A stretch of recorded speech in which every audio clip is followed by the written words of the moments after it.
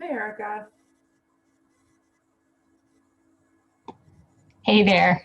How are you? I'm good, thank you. I've really enjoyed these. Oh, good. I'm so glad to hear that. Sometimes, I know people's life gets in the way. Sometimes we have like 10 people join and sometimes 50. And then you just think, all right, people are busy and they may not be able to join today. And Yeah, no, um, they've been real good, and it's a nice kind of midweek way to end the day. I agree. That's nice. Oh, good. Nice to see people. Yeah, I know. Isn't it though? As we were saying, we always do a prep call a few minutes before with our guests.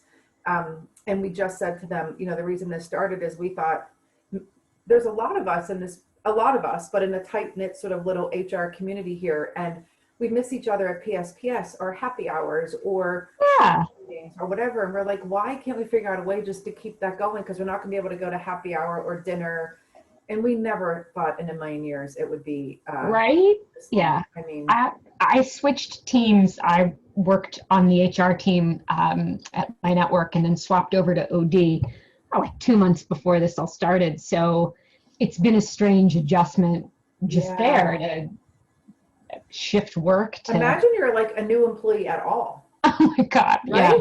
Which right, is happening to a lot of people. I mean, thank goodness companies are hiring, of course. But yeah, yeah, it is a weird year. just weird. It's at least we've all stopped lying about it now and just say, you're hanging in, it's fine. I Nobody's like, know. it's great. Thanks so much for asking. Yeah, yeah. I'm doing great, thanks. How are Yeah, you? great. No, it's You're not. completely That's weird. not And true.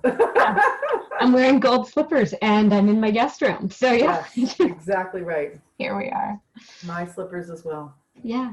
Oh, keeping it real. I'm rocking the sparkly gold, They're cute. I love them. really just trying to stay festive. And it's almost at the point where like it's chilly outside and I'm not going to turn the heat on. So I'm just going to put on a sweater and some slippers. I'll be Slippers. good.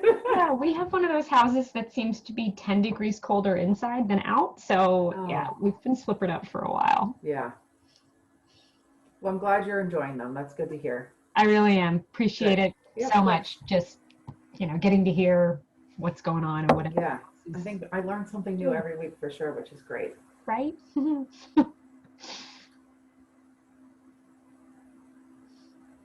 I'm muting myself just so you Okay, can no hear me problem. sniffing, but No super problem. nice to officially meet you. You as well. Thank you.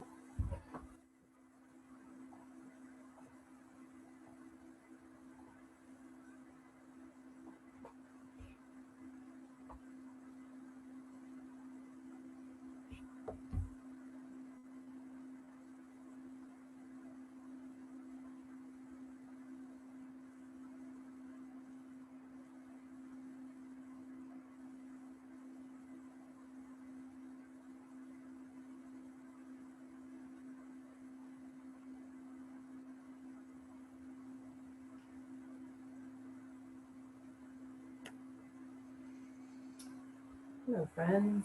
Thanks for joining, everyone. We're going to give it another couple of minutes. We're a little before 4. Thanks for joining.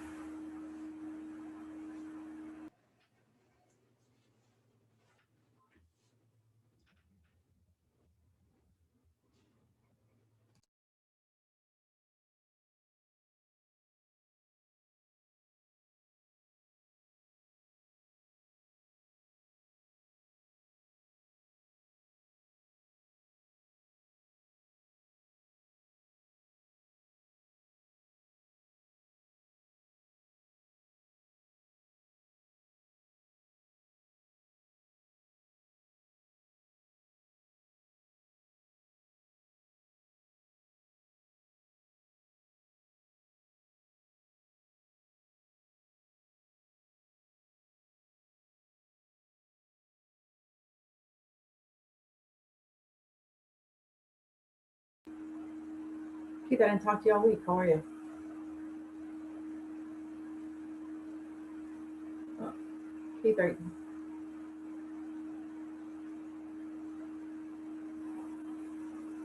you hear me? Sorry, Oh, I there you go.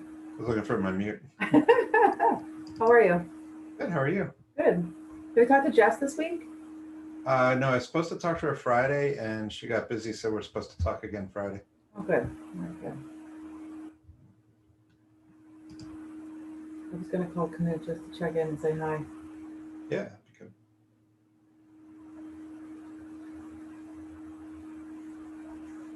Hi, everybody. Thank you for joining. We still have some folks dialing in, so we're going to give it another moment or two to make sure people can connect. Hi, Pam. Hey, Shel. Alan is back, of course. Alan deserves a prize for like most frequent customer. Alan gets like a perfect attendee. attendance award. Perfect attendance. That's what it is. Gold Perfect star, attendance. Alan. Hey, I'm a fan. I see some old friends here too. Which Hi, Alan DeRosso. Awesome. How are you? Amber, how are you? Alan, how you doing? Good, I'm good. Good to see you all. Excited. Love it. And gets a free drink ticket. Hey, what's up? Popular. All for it. Let me know. That's great. Nice to see some new faces. Welcome, everyone.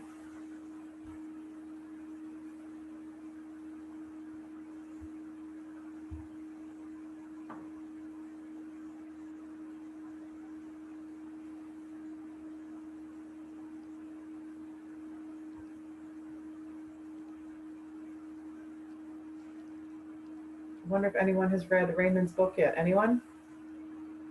No, I haven't. I was waiting for the Cliff Notes or the Lifetime movie. That's right. Mine just came. It just came on, I think Saturday. Excuse me. So I just have to start early my next one. Alrighty. Let's see here. Excuse me. I'll just give it one more minute, then we'll get started. There's just nothing as magical as that awkward Zoom silence. I know.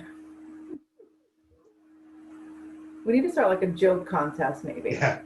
Or a drink recipe contest. at Oh, the there you beginning. go. That's a good one. Yeah.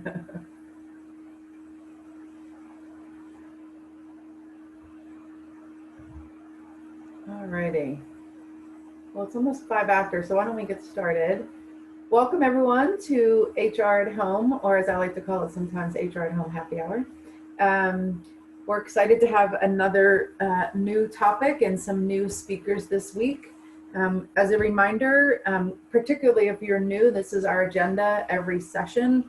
It's really an opportunity for us all to stay connected as friends and HR professionals.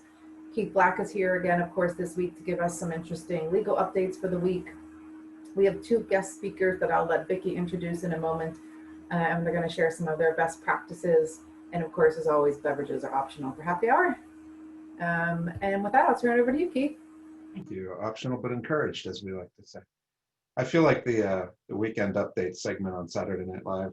If only we were that funny, but go ahead. If only, yeah. That's true, though. Thanks, Shelley. So a few things that I thought were interesting this week. The first is a change in the definition to what the CDC terms close contact for reporting purposes. And this can impact us as employers and HR people for our COVID protocols and policies. And it used to be what we're all probably familiar with. It was defined as spending 15 minutes within 6 feet of a person who tested positive. And that's recently been adjusted to make it a little more difficult. Now it's a total of 15 minutes, so cumulative 15 minutes or more, but with shorter repeated contacts that add up to 15 minutes. So it's almost, if you want to use it FMLA terms, it's almost intermittent contact.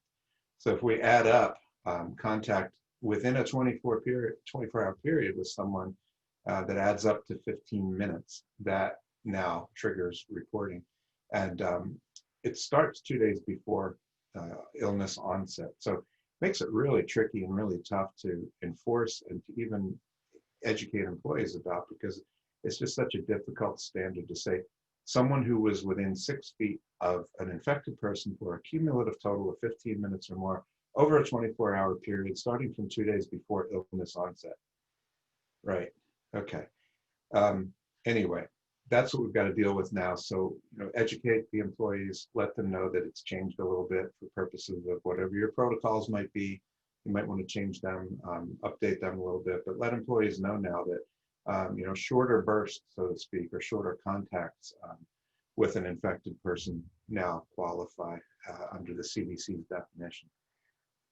Moving on to diversity training. A lot of you probably are familiar with the recent executive order from September that banned the federal government and federal government contractors, subcontractors, and grantees from offering certain diversity training on racial and gender biases. Now you might be thinking, well, so what? That's just government contractors. It doesn't matter, but it really does. It's having a trickle-down effect and a ripple effect, and we don't even know yet what that's going to be. But the Justice Department has suspended all of its diversity and inclusion training and has indefinitely postponed implicit bias training for all federal prosecutors. And this carries with it some significant consequences for government contractors, government subcontractors, grantees, because violating this order, they could risk debarment or blacklisting from government contracts, which potentially could put some companies out of business. Another example in the university setting, the University of Iowa, because they were afraid of losing research grants, put a stop to their training for university employees on race or sex stereotyping. And a number of schools have now canceled their diversity training altogether. So I don't think it's going out on a political limb to say, I think we're headed in the wrong direction in terms of all of the good that we've been trying to do recently with diversity and inclusion training. They've gotten aggressive about it though. The Labor Department's rolled out a hotline for tips about non-compliance. So basically you can rat out somebody who's trying to train employees on diversity and inclusion. And the OFCCP now requires organizations to send them their content for diversity and inclusion training programs, as well as the duration of the programs and the expense of the programs. All has to be sent to OFCCP in advance. So it's getting really hairy, and we're not sure where it's going to head. Again, only if you're a government contractor or you play in that world right now, but that's a lot of people, it's a lot of organizations, and you know, we're not even aware sometimes of all the organizations who have some tie at some level to being a government subcontractor or getting any funding of any kind. So you've got to be real careful with that.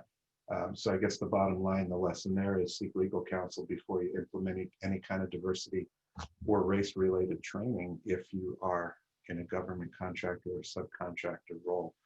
And then the third thing, you know, you might look at this headline and say, well, so what? This is California, they're their own world out there, which in a lot of senses is true. But we talked a couple weeks ago about, you know, the proposed new law reclassifying individuals as independent contractors versus employees, and the new test that might be put in place. And this is just another kind of brick in the wall, so to speak. California Appeals Court ruled that Uber and Lyft drivers are employees. They're not independent contractors, which, you know, the effect of that is essentially to destroy the business model of Uber and Lyft. They can't sustain if they have to pay benefits and treat them as employees.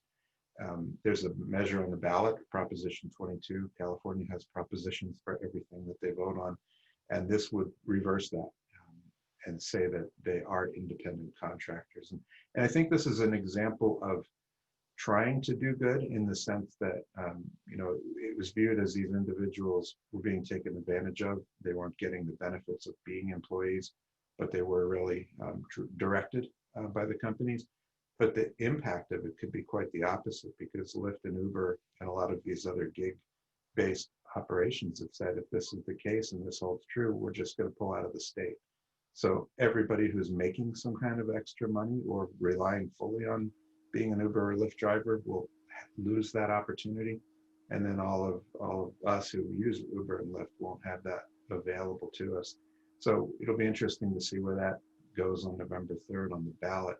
But for the rest of us outside of California, just be aware that, you know, this just kind of drives home that classification of your workers as independent contractors is a risky business. You need to use caution when you do it, talk to counsel about it. And if there's not a state law specifically addressing it, be cautious before you say this group of individuals are independent contractors and we don't need to pay them benefits or pay employment taxes or Social Security, anything else like that, because it could come back to create some serious liability for you. So that's my weekend update for today. There, and I'm sorry that I'm not funny, Shelley, but Funny That looking was doesn't count. funny. Yeah. All right, so I'll turn it over to. Thank you, Keith. Questions for introduce Keith? our guest. Any questions for Keith? That race-related training is really fascinating to me. Why I can't do that. So that'll be interesting to see how that shakes out here in the next couple of weeks or several months.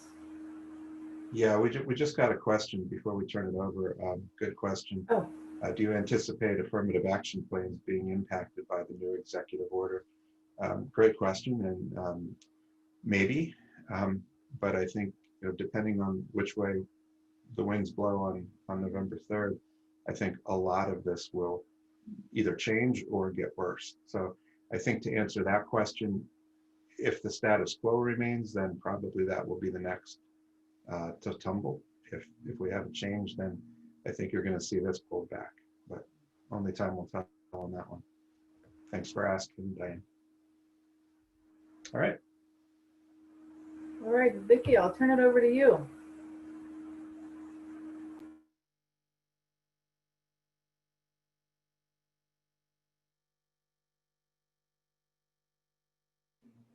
Vicki left, I put her to sleep. Vicki, you're on mute. I thought I unmuted. I'm sorry. It's okay. I'm very excited to have one of Juno's clients navigate with us today, talking with one of their clients in sort of a case study of what they've been working on regarding building change capabilities within an organization. And you know, I think we've all been through so much change over the past 7 months, and I'm sure we'll continue to do so. And we've been talking a lot about how to manage change within organizations due to the current situation.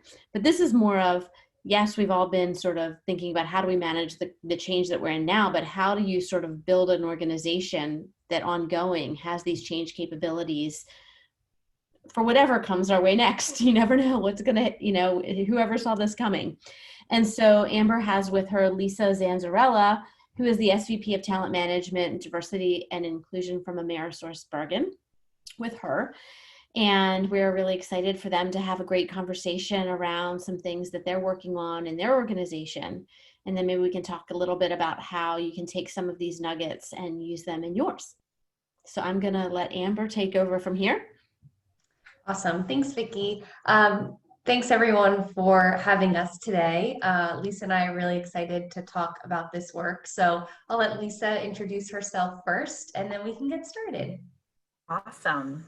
Well, thanks so much for having me here. I do have my beverage of choice with me, but it is a large black decaf coffee. But next time I'll know to pour myself a glass of wine. But thank you so much. It's great to be amongst a community of HR practitioners, and those legal updates completely resonate with me, and particularly the EO around D&I training, and welcome some dialogue about that after we talk about change. But I thought first, as we dig in here, you know, I'll just give you super quick background on me. I'm actually still doing in my rookie year at AmerisourceBergen. I'm leading talent management and OD, and interim leading our D&I practice as we hire on our new CDIO. I am doing my first humble rotation in a COE. I'm a business partner by background and actually need a healthcare. I spent the last 9 years in CPG. So I'm enjoying all of the great challenges and the opportunities to lead in change capabilities in an industry, the healthcare industry, which is quite full of disruption. So before we dig in further, I'll flip it back over to Amber to introduce herself. Awesome. Thanks, Lisa. So hi, everyone. My name is Amber Chubb. I'm a senior manager at Navigate, where I specialize in building out our change management practice and HR specific strategies for our clients. So we're local, as some of you probably already work with us. We're right outside of the Philadelphia area.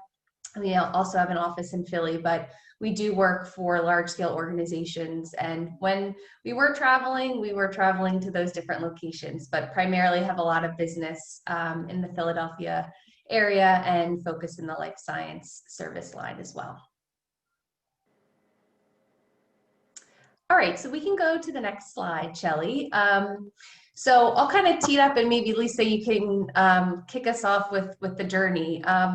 Lisa joined a little bit into the program that AmerisourceBergen started around identifying an enterprise change management model. And for those of you that are familiar with this organization, it's a global organization that touches about 20,000 associates. And in the past, up until last year, they really worked in more of a siloed environment where the businesses and the functions were able to decide the type of change support they wanted, if they had a vendor or methodology that they liked. And as that kind of was a Band-Aid approach to deal with change, the leadership really felt that given a large player in the Fortune 10 arena and in healthcare, it was important to start to develop an enterprise change model so that the organization could really unite and lead through strong change practices.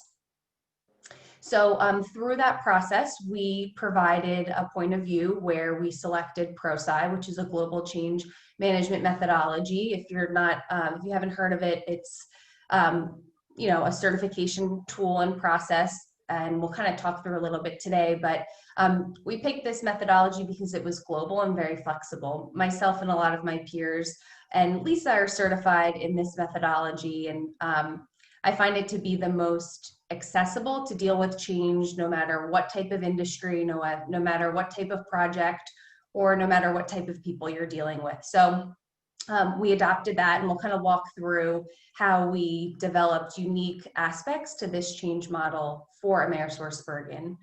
Also share that, I know a lot of us are in different places in the HR world, whether we're in leadership or generalists or perhaps in the consulting field.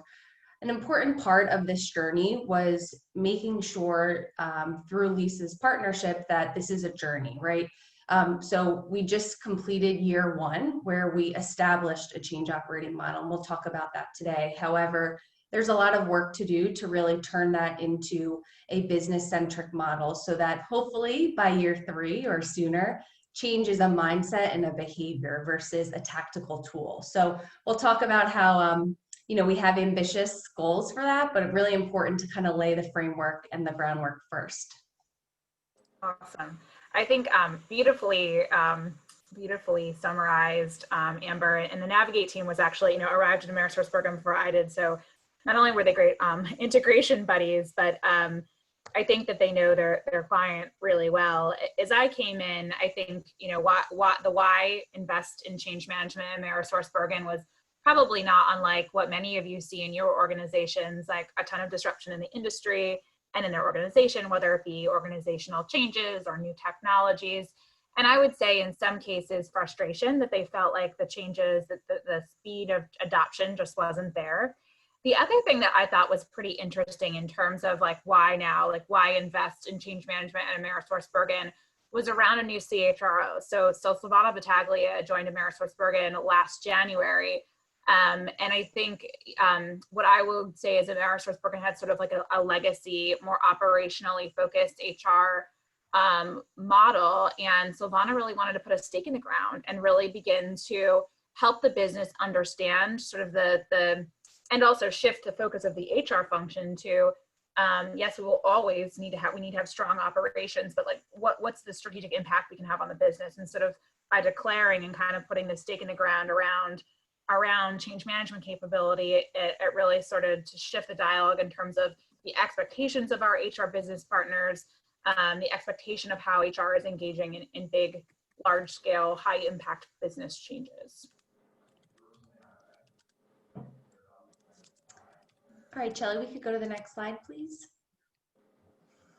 So maybe I'll start here and then toss it to Amber to talk about really how we brought it to life, because the Navigate team really operationalized much of the strategy for us. So when we thought about, okay, how are you going to build change capability in the organization? We thought there are really kind of 3 critical enablers to doing that. So first is really around building skills. Building the skills of our HR partners, most of which had done very little formalized change management training in the past.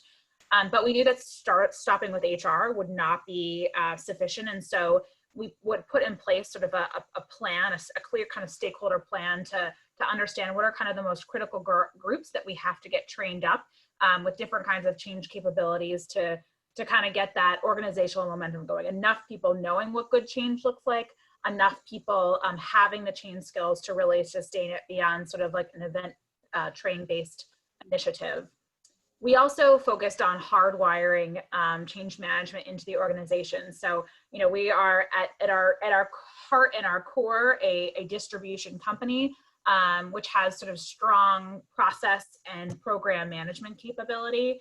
And so, you know, we knew that in order for change to live on in our organization, we had to really ensure that it was integrated into the way that we run projects. So just like a financial, you know, timeline or you know, a capital plan, that we were creating sort of this rhythm of our business interacting with change management strategies and plans, and beginning to create that consistent experience so that leaders expected it. And the third thing we did was, you know, really focused on driving awareness, because I think, you know, change can be very nebulous, intimidating, mean a lot of different things to different people. And so, you know, it was really important to us to, you know, engage in a lot of conversations to ensure we were creating a common language and a common understanding of what we mean when we say change management. And in many cases that led us to identifying big changes that weren't being managed with, didn't have, you know, a thoughtful change plan around them, or really created a safe space for leaders to kind of, you know, build their understanding of what change is. So those would say, like, those were our three kind of key enablers. And maybe I'll turn it over to Amber to talk about, you know, a couple of those that were, you know, particularly critical in the journey. Yeah, so I think there's, you know, this strategy embodies a great approach for how to ensure the whole organization beyond just HR is really bought into the strategy for building change skills. But one of the underlying approaches to this strategy was really meeting the business where they were. So in our experience, change management and talking about, you know, how to lead projects and how to identify KPIs and ROIs is very philosophical unless the business is dealing with it. So our approach really focused, and Lisa mentioned, going to the highest change-centric parts of the organization. So naturally, parts of the business were dealing with change way before COVID, and really developing a relationship with the leaders in the HR community to help the business move through change. It's very important, I think, why we've been so successful is that all of this work has been in the effort of the business. So as it's very important to develop the HR skills and build this capability within the organization, ultimately it's to help the HR partners really lead the business to exceptional outcomes. So we've done that in a few areas where we're starting to transition. If we think about that roadmap where we're showing value, we're seeing the investment of some of the tools that we're using or the engagement strategies. But I think a takeaway here is meeting the parts of the organization that you lead where they're focused highly on change versus kind of pushing everyone to do a training or talking about the definition of change management and how that can help them. You know, there's really no why for some of those organizations. And as the year went on, you know, we all dealt with COVID. So this actually, this program provided a lot more attraction and interest from the organization because they didn't know how to deal with change at this level. So what were fundamental skills that we could give the whole organization? So we actually created a program for all associates that talks about change management. How can I do this on a personal or professional level that has done really well and has been open to the whole organization to, we just kind of got lucky, you know, in a very tragic time with COVID, but to develop and give those skills to the organization, I think was also very, very helpful. All right, let's go to the next slide, Shelley. So how are we doing this? This was one of the questions I scratched my head a lot with Lisa back and forth of how do we show change to the executives? What is a attractive way to talk about project details and risks and all that stuff? So we came up, this is an idea that we wanted to share with the group of this bubble chart that really tracks the level of change based on the impact of associates. So we're not going to talk about the specific projects for confidentiality, but we did pull out some themes that most of the changes that we've been tracking at an enterprise level for the organization have either some sort of large technology implementation, It's some sort of business transformation, perhaps an acquisition or a new way of working, such as COVID or remote workforce. So we've plotted in a somewhat mathematical approach the size of these bubbles, but really a great tool for the executives and Lisa's peers to talk more strategically about the level of change happening within the organization. This is something that's really difficult to not provide too much information, but make sure they're aware of, parts of the organization that constantly are dealing with change. So this image really helped to drive the right conversations. We've talked about building change at lower levels and smaller leaders. It's also extremely important to make sure the executives of the organization are clued in and are leading change. So this tool really helped with that. No, Lisa, if you want to add anything else. Yeah, no, I mean, it's always, unless you have like an enterprise PMO sort of within your company structure, and I can remember this like in previous lives too, I think sometimes executive teams just don't have, like, they understand the projects and the steering committees that they sit in and the capital reviews, but they sometimes don't appreciate just sort of like everything that's going on at once. And so this particular visual, has helped to drive a lot of really interesting conversations early on, and helped us sort of, then sort of also, you can't track and staff every change. So it also helped us to just sort of understand, where do we need to make sure we have the most thoughtful change management strategies and the most well-resourced change programs, just based on really kind of as scientifically as possible understanding impact and size and scale of the impact. Any questions from anyone as we've kind of gone through some stuff? We're not shy, so please interrupt if you have questions or message Shelley as well. We're happy to take them. Okay, we can go to the next slide, Shelley.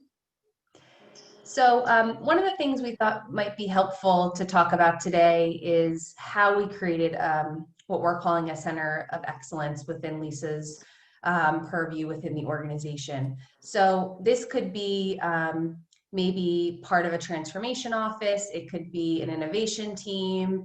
In this example, we created a center of excellence within the HR team, but perhaps you may call it something else. And this slide really talks about the objectives and why that's really important to, in our case, create a centralized center of resources that Lisa can not control, but have oversight to understand the type of requests from the business to make sure that as an organization, as an HR department, they're really supporting the functions of the businesses. So just some bullets here that talk about some of the objectives of creating a COE, like you've probably done in other parts of the HR industry and departments, but in this case for change, really creating that repository for the change methodology and making sure that there's coaching and support so that as the business partners in this center of excellence are learning the change skills, they have resources to develop that skill. As we know, change may not be part of all of our daily lives. So in this case, with the business partner community, we wanted to make sure we provided a center for them to go back to and really work with me and Lisa to develop those skills. And then how does that translate back to the business? So like I had mentioned earlier, all of this work is in service of the business and specific drivable outcomes that the business leaders are looking for, either in the business or the function. So how do we create standards and visibility to show our success around very technical projects and how some of either this methodology or new way of leadership through our change trainings has provided the business a more strategic direction. So there's different ways that we can do that, but all of our goals in this center are tied ultimately to the business and also to develop and institutionalize those skills within the HR community. And ultimately, as we progress through those 3 years, this becomes a function of the DNA of the organization. So HR starts hiring and attracting talent that can lead change, whether it's through more certification programs or more expansive OD and talent roles, which Lisa will talk about. But it starts to connect into the fabric of the HR community, but also the talent pool for the businesses, which is really important so that this center and this expertise starts to become part of how AmerisourceBergen leads and retains talent. Hey, Amber, it's Shelley. I have a question. So you're talking about a COE for change, not an HR COE and just the HR members being trained on change, right? It's a COE for change. Yes, and in So this give me case, an example of it's like in HR. one of the calls that might come in. Like, what would someone be asking? Sure. So the Center of Excellence is made up of the HR business partners, which Lisa will also talk about on the next slide, some other roles that we created to develop the COE more substantially within the organization. So I'll give you an example of kind of how we've worked with those business partners and the businesses. So I played the liaison role with Lisa to help the HR business partners. We're at the beginning of the FY21 fiscal year for AmerisourceBergen. So we've gone through all of our strategies and our objectives for each of the businesses. And my job has been to make sure that the business partner is informed or at the table with their leader to understand the strategy and then tie in and assess, okay, what type of change is happening within these strategic imperatives? What type of support do you feel you'll need, whether that's project management? Is it me as the business partner leading a lot of the change? And what does the landscape look like? We call that more planned changes, right? Things that we as a business are lining up and agreeing to from a strategic perspective.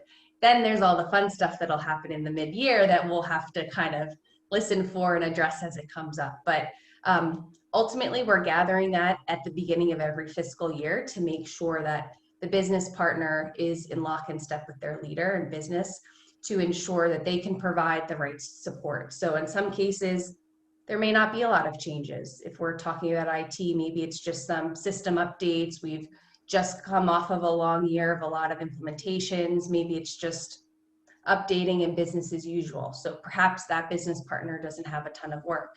Unfortunately, we don't have a lot of those. Most of Lisa's team is up and running, but that would be an example. I'm not sure if that answered your question. Yeah, thanks. So really understanding the strategy of the function is Yep. where HR is engaged more early on than perhaps in the past. Correct. Got it. And the business partner role is evolving, and Lisa had kind of mentioned this, where there are more traditional HR practices that the business partners are leading, more talent, maybe some retention issues or things like that. And that is a slow shift to start moving them to be more of a strategic partner to the business. Yeah, that makes sense. Thank you. Welcome. So let's go to the next slide, and Lisa can kind of talk about what the center looks like and the different roles that encompass that. Absolutely. I think what you were sort of, your question, Shelley, is an interesting one. I think, one of and Amber early on, as I was sort of like working with the Navigate teams, one of the things we realized was that in order for us to we made this significant investment in change management capability to say that we were going to be able to sustain it by, really only having our HR business partners, sort of certified experts, we felt that probably was not a realistic strategy, because by nature, HR business partners are always sort of trying to balance the urgent and the important, the strategic and the critical operational work in the middle of a pandemic. We have a large frontline workforce. All of those things, in some cases will keep them getting to this kind of work. And the reality is, when you're, putting in innovation strategies and new enterprise brands and, wholesale technology changes, it's just not realistic to have those changes run like off the side of someone's desk. So we thought about this a number of different ways. Do you create sort of a traditional COE where you have, people who only do change management projects? And we thought that would take the work too far away from the business partners. And so what we created was what I would call like a hybrid model. So our COE is composed of I'll call them integrator roles, our talent and OD partners. And the way that this model works is that, you know, their book of work is about 50% large change management projects. Those ones that are high impact, high complexity, can be managed off of side of desk. And Navigate, we've established as sort of our partner of choice if we feel it cannot be sort of absorbed by that talent and OD leader. So we would leverage our partner who knows our language, knows our framework, and kind of can play that support role to us, always under the guidance of the HR team at AmerisourceBergen. The talent OD leaders also play a critical role in linking what we're doing from a center perspective, from a talent management standpoint, back into the business. And they also are sort of our embedded talent OD experts. So if we are, you know, if a business partner is working on a capability challenge or a talent challenge, they have sort of an embedded resource that they can tap into to support them. They're also a place where if a business partner who we would expect to manage maybe some smaller, less complex changes, instead of having to tap into a consultant on the regular, they have an embedded partner who is truly an expert in that space. So we're still holding our business partners accountable for holistic HR strategies. They're the executive coaches. They do team effectiveness with our senior teams. But we're just sort of trying to create a level of embedded expertise and also like a capacity valve for, you know, when we know undoubtedly there are going to be periods of time and kinds of changes that require a different level of support than our business partners can provide. I think the other thing that we've thought about thoughtfully is the role of people leaders, because it's not sufficient for us to say that we're going to have, you know, that it's not just expertise. I mean, some of the greatest change barriers that we experience are just business leaders that struggle with how to lead through change for a multitude of reasons. So one of the things that we've done actually in our fiscal year, which just started at the beginning of October, is we've launched a new leadership model, which has 6 competencies, one of which we're calling action biased. And action bias is the ability to respond to and quickly recalibrate in the case of change. And so, you know, as we roll out our new leadership model, which has other competencies as well, we're kind of going deep with first our top 300 leaders, then our middle managers, and then all associates, helping them to understand what that means, why it's important. And then we've committed to kind of a simple mental framework for each of those competencies to understand, like, how do I operationalize this? And so when we think about action bias, we'll be leveraging ProSci and the, you know, ADKAR, for example, some of those simple mental models to help people leaders understand what that means to us. And then as we integrate our leadership model into all of the ways of working, whether it be hiring or performance management or talent review, we hope that amongst many other dimensions, we will help reinforce the importance of change management capability in every leader. That is how we've made it our own, this concept of COE. Any questions there? It's a new model, so we'll you know, maybe we'll come back with a cocktail and tell you how it's going in 6 months. Lisa, it's Pam. Lisa, it's Pam. Yeah. I've worked in models like this before, and there are definitely some pros to it, but there's definitely some challenges to it. And so I'm curious to know, as you started to onboard your HR business partners, to what your expectations were of them. I'm guessing that some of them were super excited about this, and others were a little bit more trepidatious about this. And I don't know, again, in my past experience, the role that the HR business partner plays can be very, very tactical to very, very strategic. And so I'm curious to know if for those people who are now playing that hybrid role, 50% of their role is really helping to manage these change, how did you help to offset the other work that they were doing? And just, I'm sort of just curious how your HR business partners reacted to this and sort of how they've been adapting to this. Because it's a huge change. I mean, this in and of itself is a huge change for them. So I'm just curious to see how that worked. Yeah, no, a great call out, and I'd love to hear your learnings as well. So first, I would say we added net new resources, and so we felt like, first of all, we didn't have a lot of easy lift and shifts internally, and we felt like we weren't necessarily resourced to deliver, on this kind of work. And so that made it a little bit easier in that we weren't sort of, having to recalibrate their workload. It was net new roles.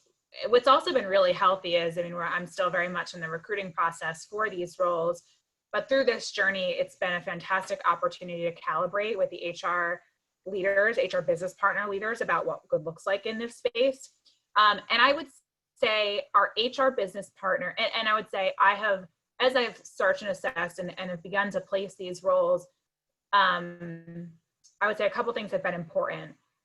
Having worked on both sides of the fence, COE and business partner, has been critical. And then also just a really strong ability to partner within the function, not just with the business, because I think some people are really good at, business HR, function to business, but struggle with sort of how to collaborate. And I would say, like, these talent and OD roles, the profile, I guess, as I'm circling around, is really important. They're like the behind the scenes heroes, if you will. These are not limelight jobs. And so I think profile is really important. I think it's a journey with the HR business partners. There is a good amount of transparently, there is skepticism. I think there's vulnerability, right? Like, well, why are they hiring these roles? I thought, we were going to be change later. Some are relieved and can't wait to offload their work to the talent and OD leaders. And I think it's a mixed bag. So, a couple of what I'd love to hear other perspectives of, of your ideas and thoughts of how we can think about our own change plan. So prioritization and role clarity have been really important priorities for me, sitting down with each of these roles report into me, they matrix into the line HR leader, business partner. And so I've been really focused on, okay, what are your strategic priorities? How does that impact the book of work? How are we really thoughtful and almost onboarding these people like consultants, so that everyone is clear in terms of who plays where. So that's important. And I also have tried to put them in places where no one is playing right now. So huge unstaffed change projects, no one's working there, so go there first. Or one of the areas that obviously change is going to be a big component. We need to build out change strategies, and based upon the nature of not change strategies, talent strategies, and based upon the nature of AmerisourceBergen's business, I really want to kind of create a common framework, but roll that up, and then you can go either way, but that's how I'm thinking about it. And so, to me, that's a give that they facilitate through versus kind of come in and meddle in the work that's currently underway.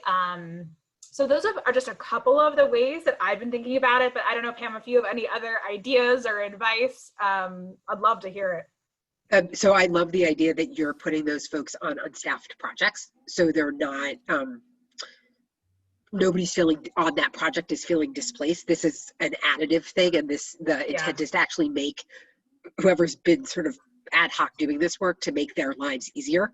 Yeah. And to build out a standard.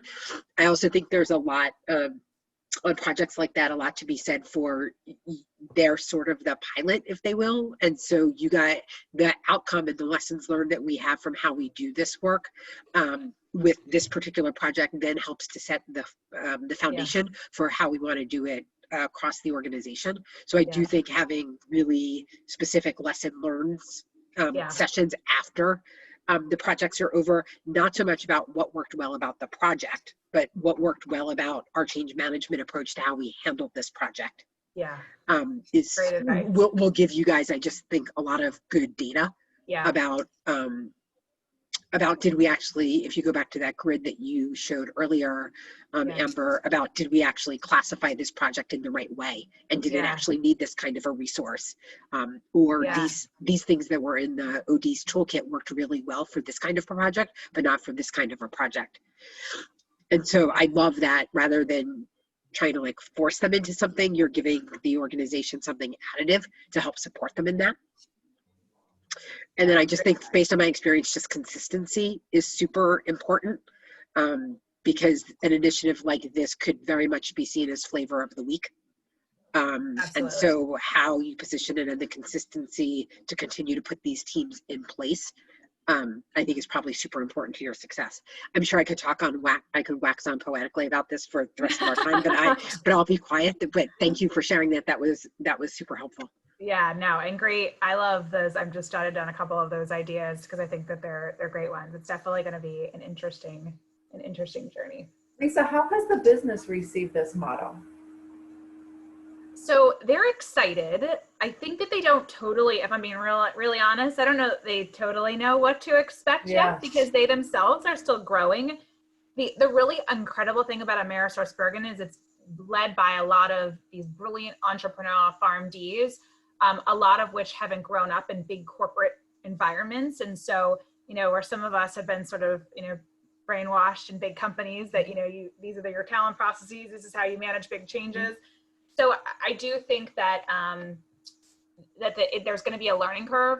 Our greatest advocates are those that have been through really well managed change programs. And so, what we've really fought hard for is making sure the big ones we knock out of the park, because we know that is going to really help the business understand what good looks like. So we had a really big integration of two businesses within AmerisourceBergen, which we, very early on in our journey, actually put a full-time resource dedicated to it. And that was important, right, to help them understand what good looks like. And there are a couple of others where we've said, like, okay, we're going to go here and we're really going to focus on making it a meaningfully different experience. Hopefully a better business outcome, and our hope is that will bring them along and really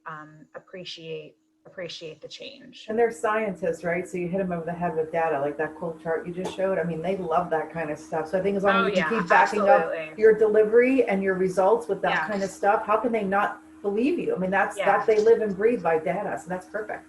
That's right. Yeah. No, the more data we can share, the better. And I think, look, we've just shifted our operating model in the last several years. And I think, where they're frustrated about the pace of change, I actually think that they're doing a pretty darn good job, having gone from like a holding company model to an integrated operating model.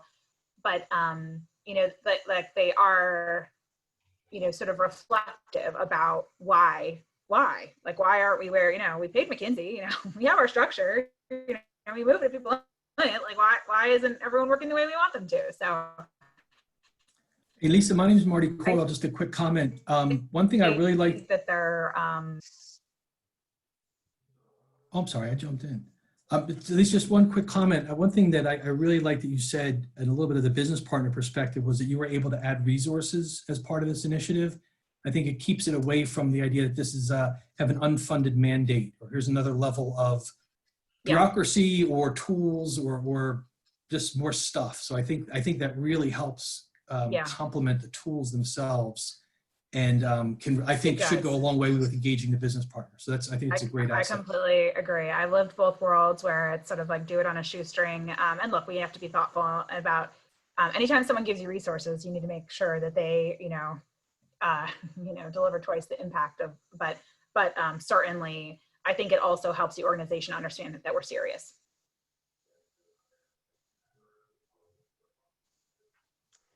All right, Shelley, we could go to the next slide. We had some questions, but I think we've had a lot of great dialogue. I will add one thing to Martin, to your comment.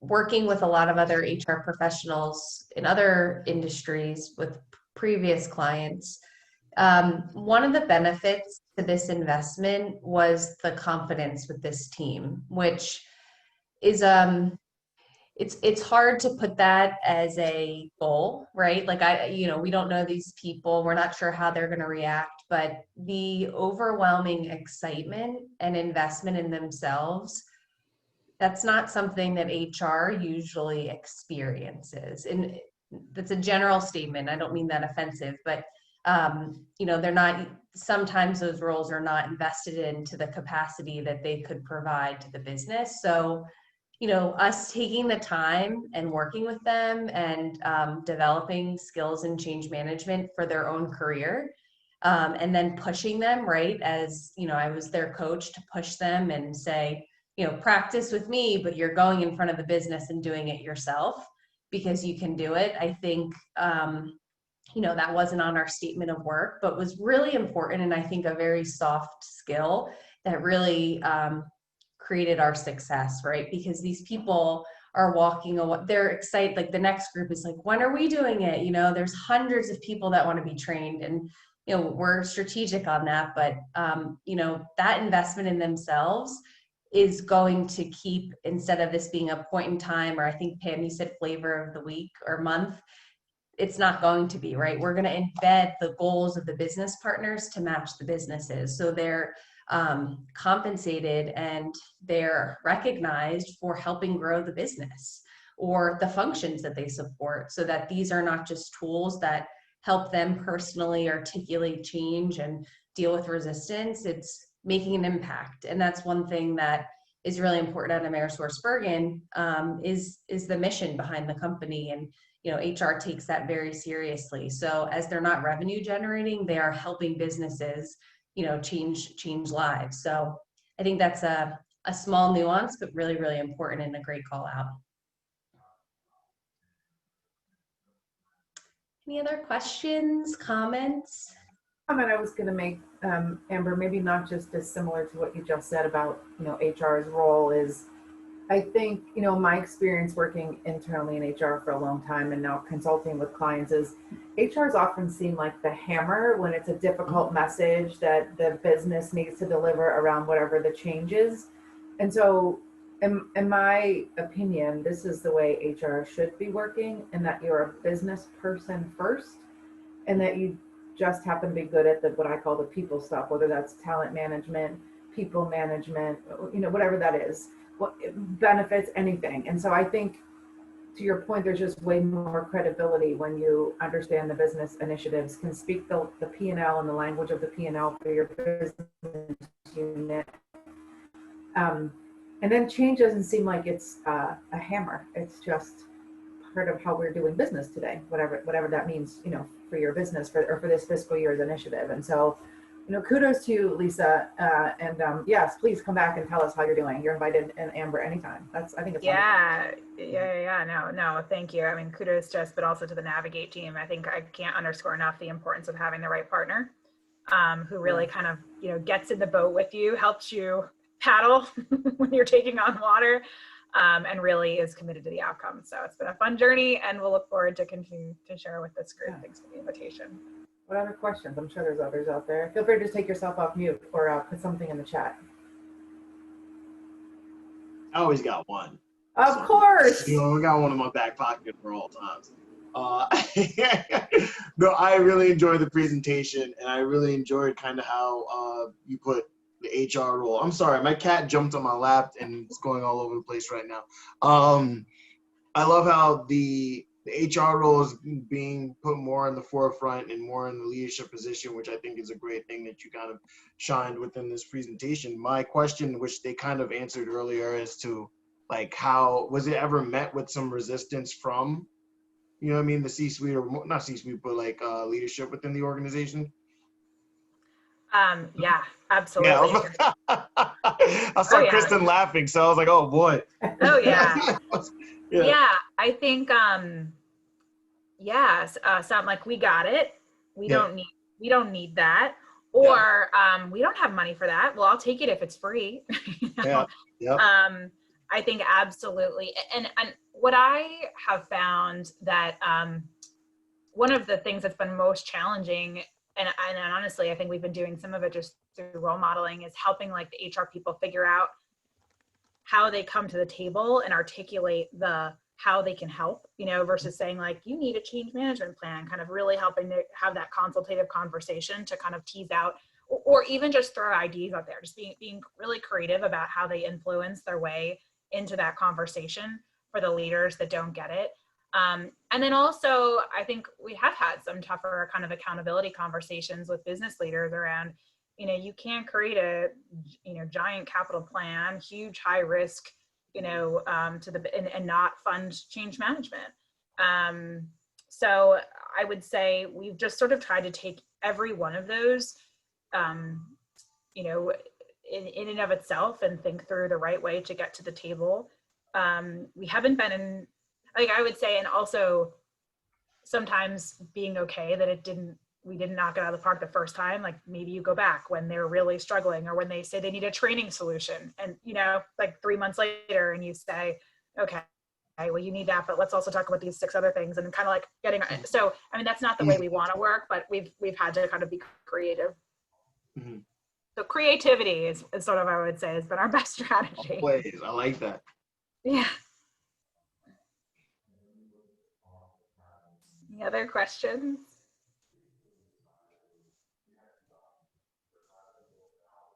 Vicki, you want to wrap us up? I was just gonna say, we should probably schedule a follow-up like in the spring, and Lisa, you can bring your glass of wine next time. All right, sounds like a plan. Because I think these things are interesting when you see like the beginning, and then you come back and see where you've gone with it and how things worked out. Those are always really interesting.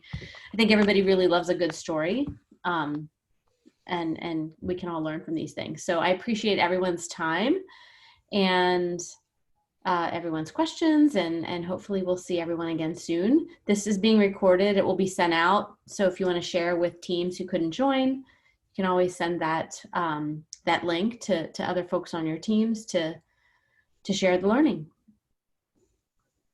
Thank you so much, everyone. Thank you. Thank you. Thanks, everybody. That was great. Cheers. Bye-bye. Thanks. Cheers.